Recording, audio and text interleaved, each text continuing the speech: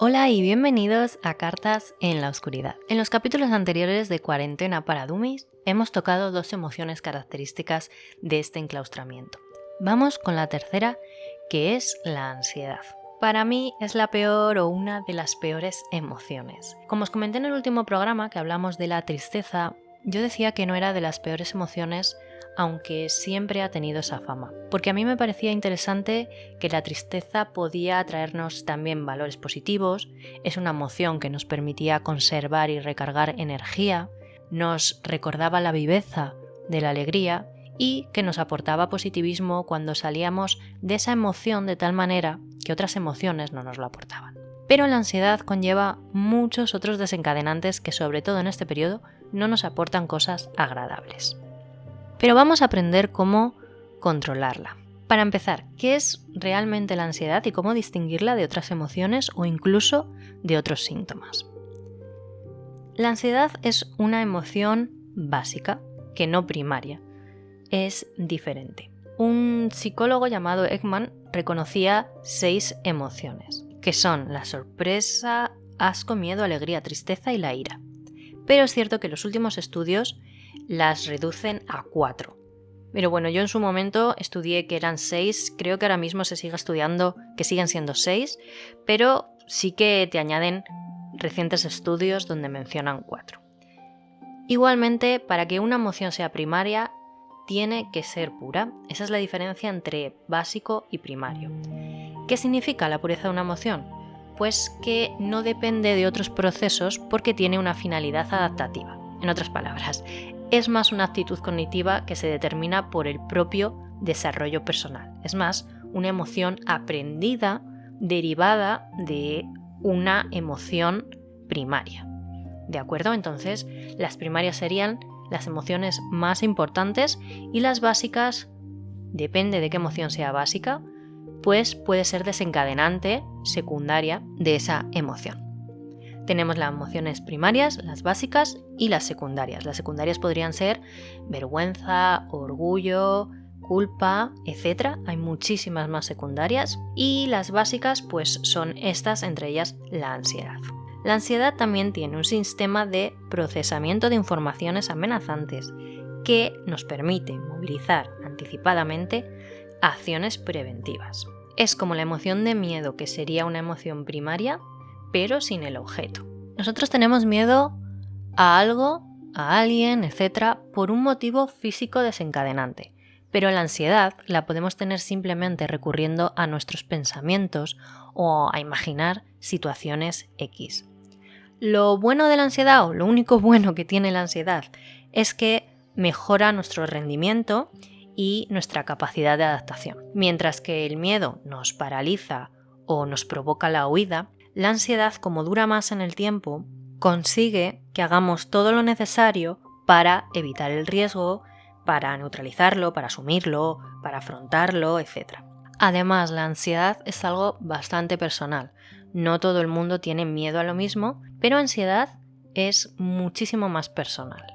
Porque realmente la ansiedad son las expectativas de peligro las que miden las respuestas de la ansiedad. Son condiciones que actúan como si fueran unas señales anticipatorias del peligro.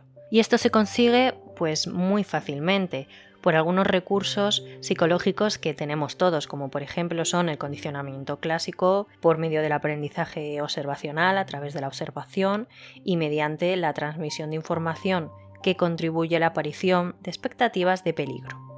Son muchas cosas las que nos pueden provocar o pueden desencadenar esta ansiedad. Realmente los científicos las han clasificado. Sí, han clasificado de qué podemos tener ansiedad en general, porque hay mucha gente que puede tener ansiedad a muchas cosas. Pero en concreto hay varias clasificaciones. Por ejemplo, podemos tener temor a situaciones o acontecimientos interpersonales. Por ejemplo, podemos tener miedo a la crítica, al conflicto, a la evaluación, incluso a la agresión. El 2. Podemos tener temor relacionado con la muerte, o con lesiones, o con enfermedades, o con la sangre, procedimientos quirúrgicos. La verdad es que este es un bloque muy heterogéneo, pero tendría que ver con esto que está sucediendo con el virus. El tercer bloque, tener temor a los animales. Hay algunas personas que tienen miedo a las serpientes, a los insectos, a las ratas. A veces muchos de esos animales no suponen un peligro real, pero las personas sí que lo toman como un peligro real. También podemos tener temor a situaciones agorafóbicas, es decir, a todo lo que entra dentro de un terror social.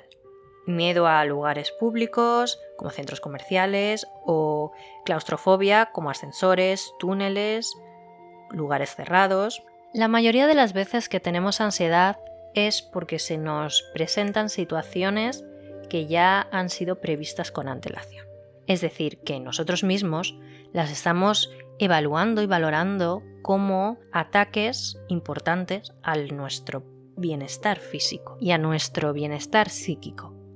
El problema que tenemos con la ansiedad es que nos producen bastante deterioro en las facultades cognitivas. Por ejemplo, puede provocarnos que disminuya nuestra memoria en algunos casos, interpretamos las cosas de una manera ambigua sin prestar demasiada atención, podemos interpretar cosas como realmente no son y sobre todo nos provoca mucha preocupación. No solo tenemos un procesamiento de la información de nuestro entorno, es decir, no solo nos damos cuenta de lo que está sucediendo en nuestro entorno, sino que también el contexto y la interpretación de ese contexto nos influye. Por ejemplo, nosotros podemos tener miedo y nos puede provocar temor las agujas. Entonces, entrar en un hospital ya nos puede provocar ese estado de ansiedad, que no miedo, porque no estamos viendo la aguja, pero sí un estado de ansiedad, ya que estamos en un entorno y en un contexto que a nuestra mente hace entender que estamos en un lugar para nosotros de peligro, porque tenemos miedo a las agujas. Si estamos en la selva y tenemos miedo a las serpientes, vamos a estar más fijamente mirando en los árboles o en el suelo o algo que recte, porque tenemos miedo a ese entorno, pero por la situación de tener miedo a una serpiente. ¿Cuáles son las reacciones que nos provoca la ansiedad? Bueno, pues sobre todo nos va a provocar una angustia, que esto desencadenará en una extensa gama de efectos de la experiencia, como por ejemplo puede ser la preocupación, la inseguridad, el malestar, el nerviosismo, pensamientos negativos, la amenaza, la dificultad de concentrarnos, dificultad para tomar decisiones porque estamos preocupados, la sensación general de desorganización, de pérdida de control, incluso puede llegar al pánico. Y también provoca una serie de respuestas fisiológicas. No voy a entrar en materia neurológica porque es un poco extenso y no os quiero aburrir, pero para que lo entendamos básicamente, la amígdala, que es una parte que se encuentra en nuestro cerebro, es la que procesaría el miedo. Sin embargo, la ansiedad se procesaría en el hipocampo. La respuesta que tiene la ansiedad no es tan obvia como otras emociones, donde podemos encontrar en el miedo un grito, podemos encontrar en la tristeza un llanto, en la alegría una risa. La ansiedad no tiene exactamente una comunicación verbal. No obstante, hay algunas características generales distintivas, como por ejemplo la hiperactividad, la paralización motora, movimientos torpes, podemos desviar la mirada, tener tics o agudizar si teníamos tics anteriores, comer más o comer menos, beber, fumar y hacerlo de manera excesiva, a como solemos hacerlo en otros momentos de nuestra vida. Así que, como hemos aprendido, la ansiedad puede estar muy unida con el miedo, pero hay que diferenciarlas. ¿Y cómo se diferencian? Bueno, pues en el momento de la afrontación, de enfrentarnos a la emoción, el miedo trata de evitarla y de huir. Y si tiene éxito, estamos ante el miedo. La diferencia es que la ansiedad, aunque tratemos de escapar o de impedirlo, a veces no encontramos esa posibilidad, no encontramos esa respuesta. Así que la ansiedad es desencadenada por el proceso de estrés. Y además, ¿esto también qué puede provocar? Bueno, pues ya nos metemos en ciertos trastornos o en fobias, el gran mundo de las fobias. Puede provocarnos trastorno de ansiedad generalizada o incluso crónico, que nos dure muchísimo tiempo, incluso años. Podemos tener trastornos de pánico, ya entramos dentro de los trastornos fóbicos, trastornos sociales, fobia social, trastornos obsesivos compulsivos, etc. Y a muchas personas en este confinamiento les está llevando a no poder salir y coger bastante agorafobia al salir al supermercado después de estar tantos días metido en casa. Una agorafobia que antes no tenían. También se puede coger una hipocondría o una fobia a estar cerca de personas o a tocar otras personas, y es algo que probablemente, y muchos psicólogos estamos de acuerdo, que esto será en un futuro uno de los principales problemas a tratar cuando ya podamos salir y podamos continuar haciendo nuestra vida anterior.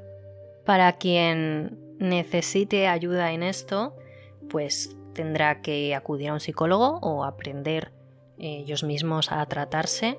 Si acudes a un psicólogo, lo más seguro es que, bueno, depende del psicólogo, pero hay una escala, la escala de valoración de la ansiedad, que es un test, donde te valora el estado de ansiedad, por qué es debido, y bueno, pues te da toda la información de cómo regularlo. Pero si no, la autorregulación y el autorregistro también es sencillo para las personas a través de la autoobservación de uno mismo para tratar de adecuar esto a nuestro estado de ánimo.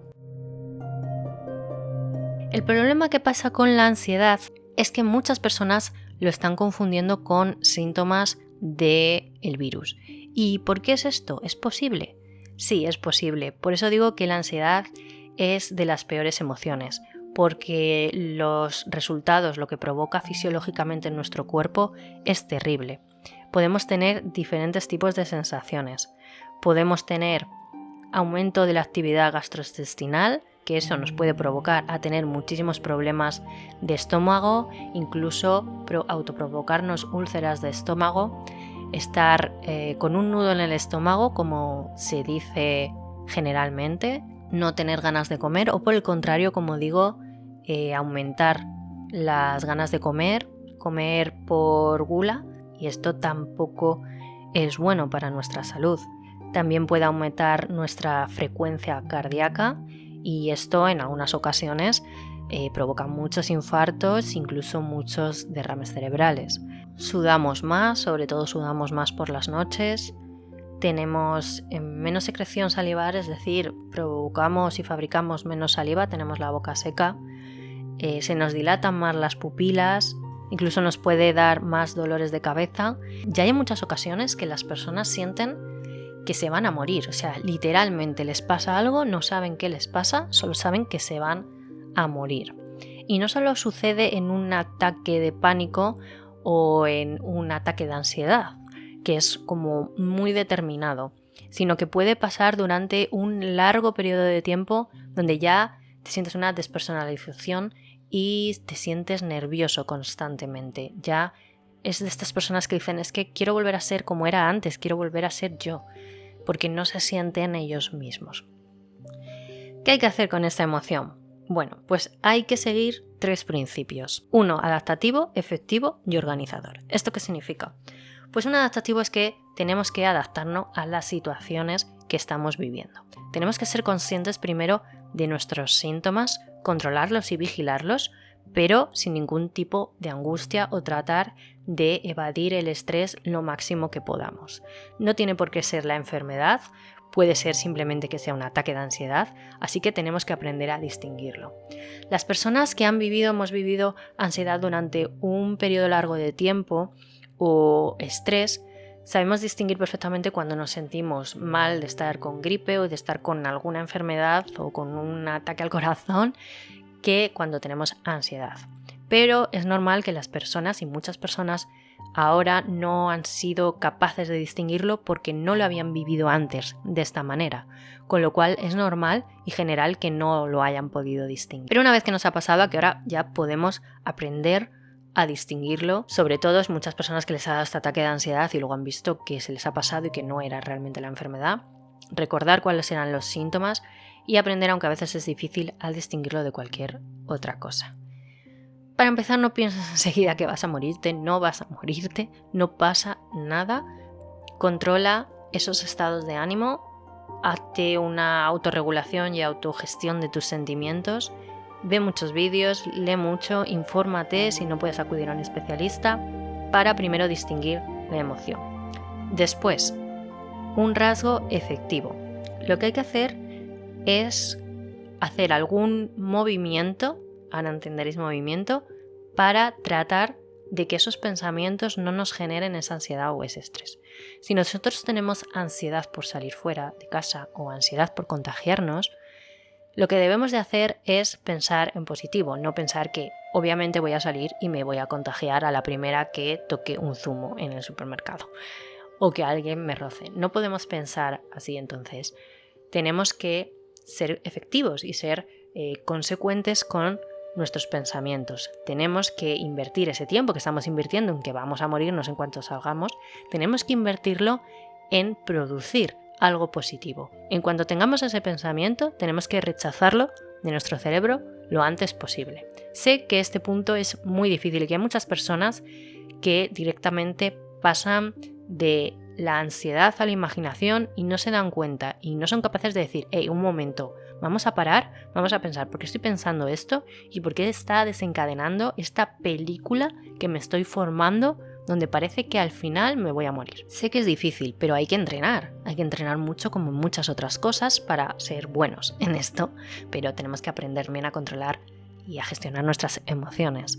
Así que la primera vez puede que no te salga, la segunda, pero cuando ya llevas 5 veces ya vas a saber que ese sentimiento te va a influenciar en tu actitud, así que cuanto antes lo cortes, mejor. Y el último punto, el organizador, es decir, tenemos que ser organizados a la hora de hacer nuestras cosas, a la hora de tener nuestros horarios y a la hora de pensar en esto que nos puede estar preocupando. No solo las personas están preocupadas por el virus, están preocupadas porque tienen un ERTE, están preocupadas por el trabajo, que nos lo han perdido o no saben qué hacer. Entonces hay que ser organizados, hay que pensar, de acuerdo, este sentimiento me está nubilando ahora mismo, pero no, voy a pensar en esto si quiero de 6 a 7 o de 11 a 12, no pasa nada porque tengamos que pensarlo.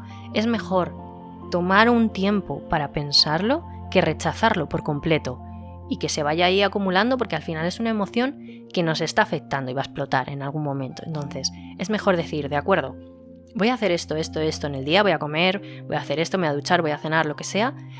Y si quiero pensar en esto que me preocupa, voy a tratar de pensar o de tratar de solucionarlo 1 hora al día, 2 horas al día, no más. De hecho, si es mucho menos, si es media hora, si son 5 minutos, muchísimo mejor. No más de 1 hora y media o 2, porque esto nos va a proporcionar y a generar muchísima más ansiedad. Sin embargo, si nos lo distribuimos, va a ser muchísimo más fácil para nosotros afrontarlo de la mejor forma posible. Gran parte de la evaluación y valoración de la ansiedad proviene de la experiencia y está determinada por muchos factores genéticos que tenemos. No todo el mundo se estresa de la misma manera ni tiene el mismo grado de ansiedad, ya no solo por diferentes cosas, sino por la misma cosa. No todo el mundo tiene la misma ansiedad por esta pandemia que otras personas, eso está claro. Así que cada uno debemos de hacerlo con nuestras posibilidades y conociéndonos a nosotros mismos. Y sobre todo hay que aprender a ser fuertes. Vamos a dejarnos de tonterías, de lloriqueos y vamos a aprender a ser fuertes, a conocernos, a conocer cuáles son nuestras emociones, cómo operan en nuestro cuerpo y a poder afrontarlas, porque si no somos nosotros, con nosotros mismos, ¿quién lo va a hacer por nosotros? Así que hasta aquí el programa de hoy de la ansiedad. Volveremos con otro capítulo, el 4º capítulo ya sobre cuarentena para dummies. Nos vemos, hasta pronto.